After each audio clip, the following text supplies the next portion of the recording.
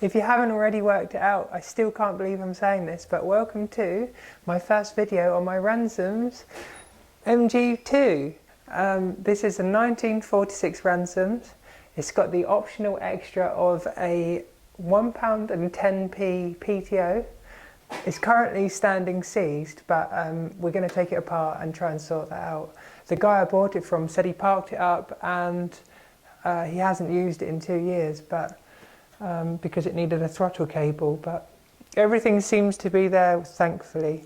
There's a few things to repair, like someone cut this out here, but yeah, I'm really excited to get on with it, and I'm going to get straight on with it in this video.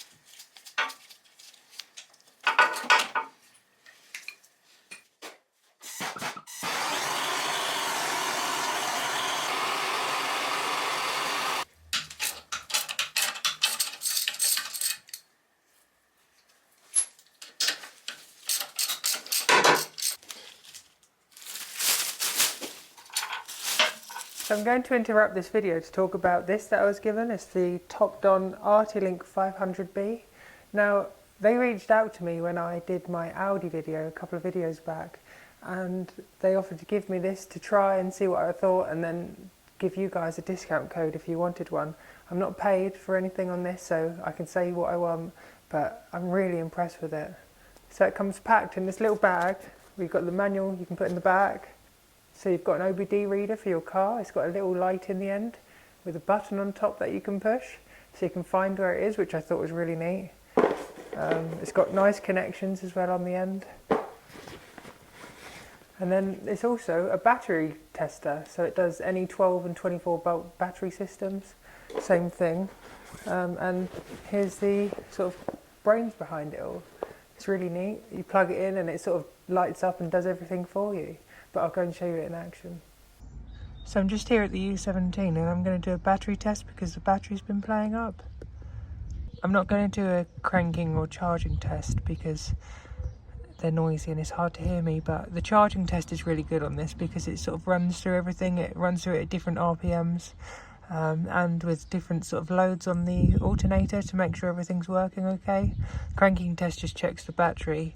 Now I've already checked this, but it's a regular flooded battery, CCA, and it's 233 amps the battery, but this is as close as it can get, so we'll test it at that.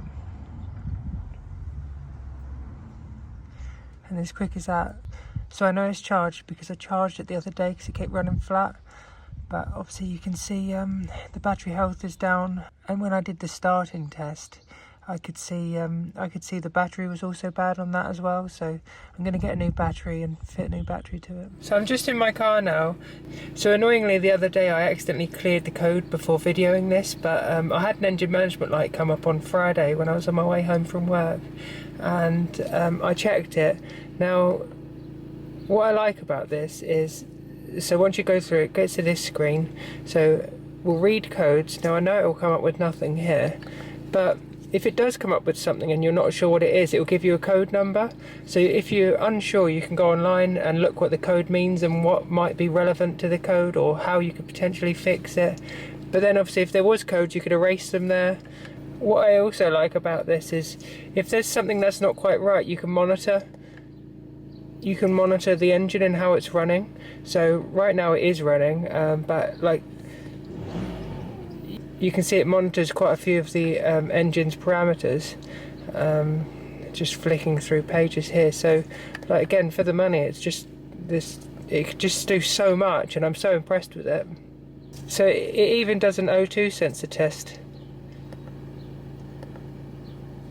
It tells you a pass there for my car. So yeah, it's really great little tool. So as you can probably tell, I'm really happy with the scanner and battery tester. Topdon have given me a discount code for all of you to use if you wanted to get yourself one. I think they retail at £86 in the UK, and I think it was $80 in America or something like that, but I'll put it all in the description with the links and the codes and whatnot, so you can get yourself one of these if you want one. So yeah, thanks Topdon.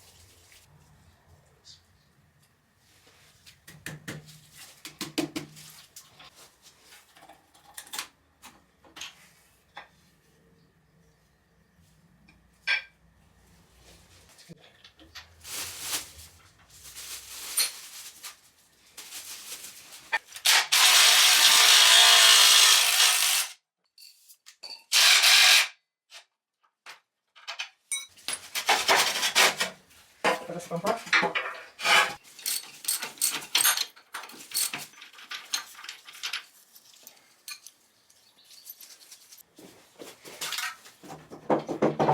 It's free.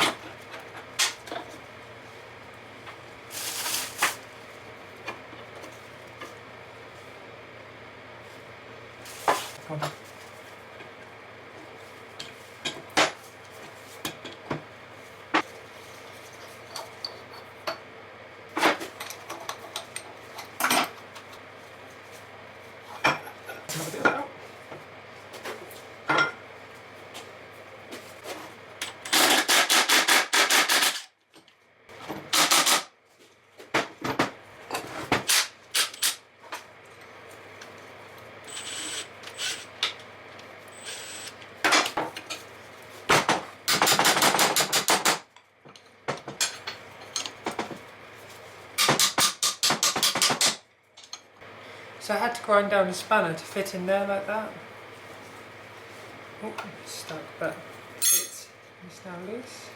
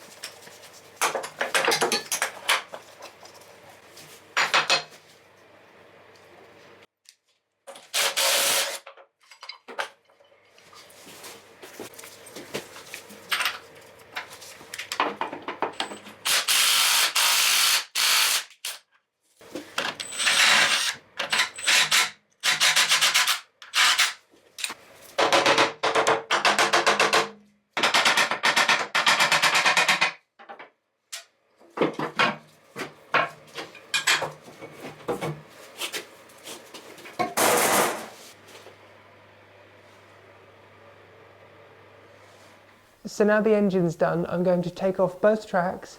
I'm going to take all the ancillary pieces off, try and get this gearbox out and free up the PTO and stuff because it's all seized. So got a fair bit of work ahead of us still, but hopefully we'll be finished shortly.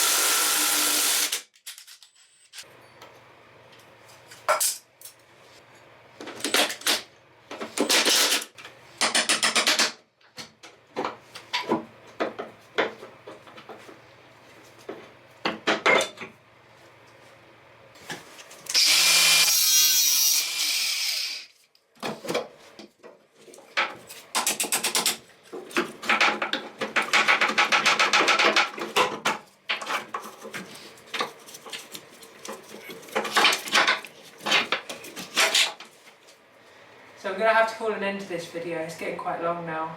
I was hoping to have everything fully stripped, but I couldn't get the, well, because this bearing's seized in here, I couldn't get the forward and reverse selector shaft out, so I'm going to have to try and do that on the next one, I think. So obviously there's going to be more videos on this project, so you have to wait for those to come. But so if you like the video, like and subscribe and all that jazz. Leave a comment and maybe an idea of how to get that out if you have any ideas. I'll put a picture up in a second.